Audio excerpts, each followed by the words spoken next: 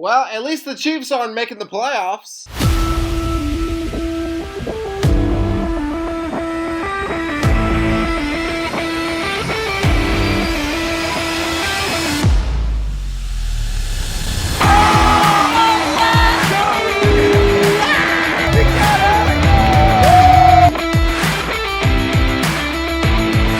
What's up, everybody? Team Fanatic here. Hope you all are having a fantastic day and welcome to another post-game reaction. In this one, I'm continuing my coverage of my Tennessee Titans right here. And in this game, this is a loss. This does suck. But you know what? There have been moments and times when I have sat in this seat and I've not only covered losses for the Tennessee Titans, but I've covered beatdowns, obliterations, games where we've been shut out.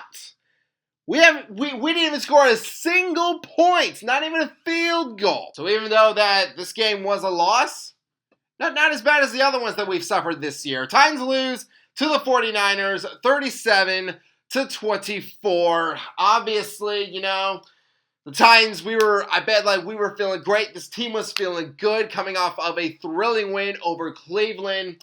And you know what? We got to fly out to Santa Clara. I bet the weather was a lot better. And if we were going to make it 2 straight wins, we certainly had our work cut out for us, facing a very, very talented San Francisco 49er team, a team that is in a dogfight right now in the NFC West, but very much holding their own. 9 wins coming into this game right here. And certainly this was an entertaining start to this game, especially on the offensive side for both teams. 49ers first. They have a 12-play, 70-yard drive. Kittle, he had some nice catches. And then 3rd and goal, Brock Purdy, he finds Jauan Jennings in the end zone. And Jauan Jennings, this is what he does. Vols fans, we all know this. Jauan Jennings, he's one of the best in the game, in my opinion. He's one of the most underrated receivers in the NFL. Yes, like Justin Jefferson is fantastic. Jamar Chase is great. But Jauan Jennings, like, he is getting red hot right now. This was his 5th touchdown in 6 games. Like, this is all that he does is score points. The little Vols fan in me did smile a little bit, but again, it's like, Jennings, really? Against us? Come on now, man. But give credit to him. He is a great player. Now, even though that our first scoring drive did end in the typical Titans style 3 points, I did like a lot of things that we did on that drive. You know, Pollard, he has some nice runs in there. Big props to the offensive line. Ironman, he had a big 17-yard catch from 1st and 10 at the 45. We just had to find a way to finish those drives in the end zone, and we would do that, but not before the 49ers would build on their lead. Niners have a 7-play, 70-yard drive. They were just driving down the field right there. And this is what I was really worried about coming into this game, is that you have the 49ers, a team that's like proven. They got playoff veterans, guys who have been to the Super Bowl, going up against this Titans defense that does have like big star players, I feel like future stars, but guys that are still growing. A very young Titans defense is my point right there. So our defense was just like, they were outmatched in this game. And that stinks for me to say, but it is the truth. I mean, Purdy, he has a 30-yard throw to Robinson, and he caught this ball somehow with 2 Titans defenders right near him. That right there, that is just bad football right there. Sorry, guys, but that's true. I mean, come on, like 2 guys on him, someone has to make that play. So second quarter, Kittle, he has a 24-yard catch to continue this drive, a big-time catch and run to put San Fran into the red zone. And then McCaffrey on 2nd and goal, he runs it in, his 14th touchdown of the year. And now the Titans, now we have a good response. We have an 8-play, 68-yard drive. Okonkwo, he was making his presence known on that drive. He had some nice catches as well. And this drive, for what it was, it did end kind of weird, but kind of good as well. So Gunnar Helm, he had not 1, but 2 offside penalties. And for those of you who do not know who Gunnar Helm is, he plays offense. He's a tight end. And he's called for offensive offside 2 times. I was about to get really mad at the guy, but Cam Ward, he finds Gunnar Helm for a 34-yard Touchdown. It was a great catch by Helm. So, you know what?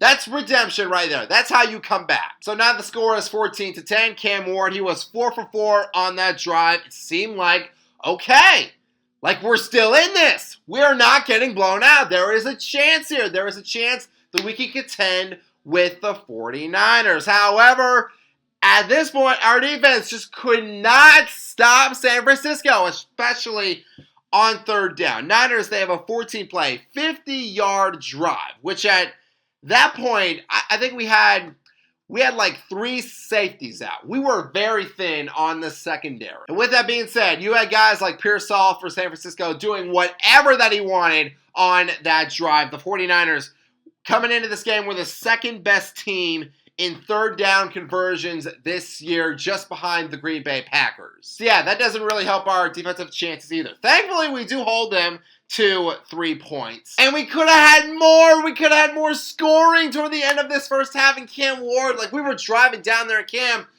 throws that ball. Oh my gosh, he just overthrew Jefferson.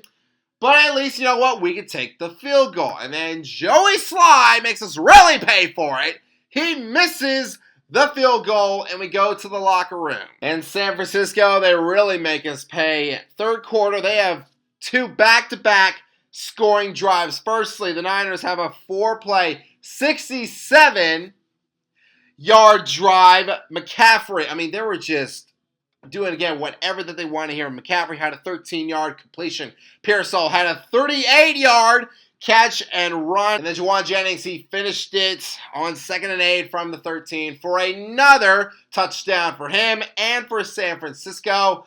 Titans following that have a 3-and-out. And then San Francisco, they have a 15-play, 95-yard drive that ended with George Kittle getting the touchdown, which I will say, George, I think there was some push-off right there, bro. I think you pushed off just a tad right there, buddy. I mean, don't you think so? I mean, come on. Come on, bro. I mean, like it's on the tape. You're pushing off, dude. You know what? Kittle, I know that he is a Preds fan. So, you know what? There's your one pass, buddy. There it is. But don't think that you can do that again.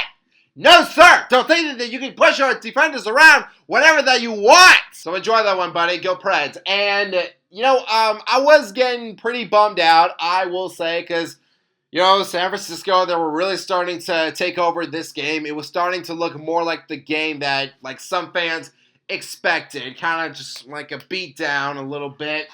But what I will say is that something that certainly made me smile from ear to ear is seeing Jeffrey Simmons get a touchdown, baby. And what a way to do it.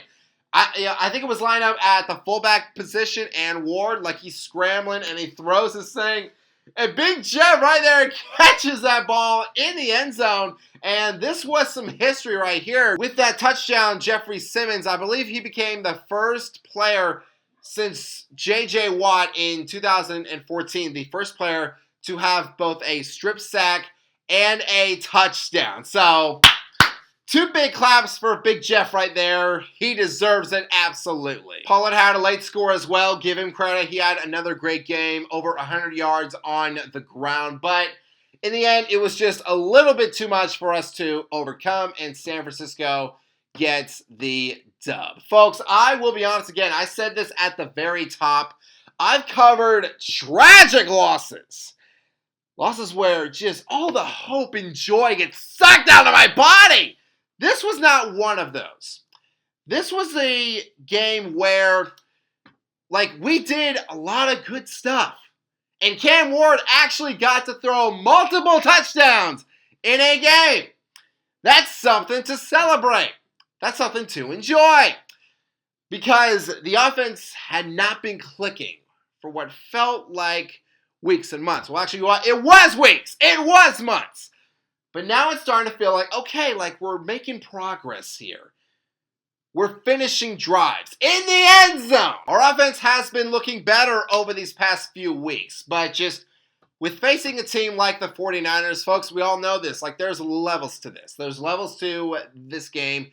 We are just not on San Francisco's level. And I do understand that. We are in a year where we're trying to set a new foundation, trying to change the culture. But again, give the Titans credit. We came in there to Santa Clara and we put up, I feel like, a very strong performance. So I'm wanting us to just keep this thing going, keep making progress, have those good games and those moments with your teammates. And we certainly have a very interesting game coming up, or at least I thought it was interesting until what we saw on Sunday facing the Kansas City Chiefs, a team that is finally out of the playoffs.